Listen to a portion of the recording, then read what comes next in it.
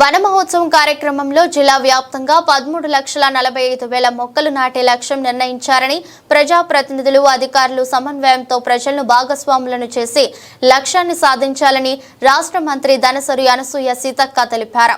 ములుగు మండలంలోని ఇంచర్ల ఎర్రగట్టమ్మ వద్ద 63 హెక్టార్ల విస్తీర్ణంలో ఉన్న గట్టమ్మ ఎకో పార్క్ లో మంత్రి సీతక్క 75వ వన మహోత్సవ కార్యక్రమంలో భాగంగా జిల్లా collector Divakar, TSS P Shabarish, CCF Prabhakar, IFS లతో కలిసి మొక్కలను నాటారు.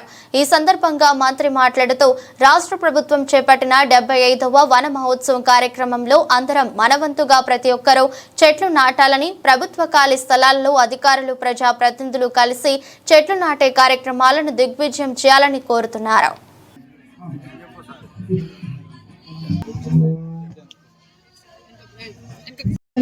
చిన్నప్పుడు కూడా ఎందుకంటే అడవిలో పుట్టిన బిడ్డగా, అడవిని నమ్ముకొని బతికే జాతిలో పుట్టినటువంటి బిడ్డగా, మరి కొన్నాళ్ళు అడవే లేస్తే అడవి, కూర్చుంటే అడవి, నిలబడితే అడవి, ఏదైనా అడవే, అదే ఒక జీవితంలా.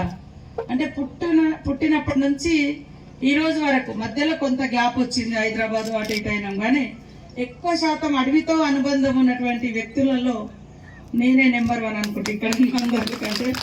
సో అడవి అనేది మరి ఒక అమ్మ లాంటిది. అడవి అనేది ఒక ఆధారం, ఆకలి తీర్చే ఆదాయ కేంద్రం కూడా.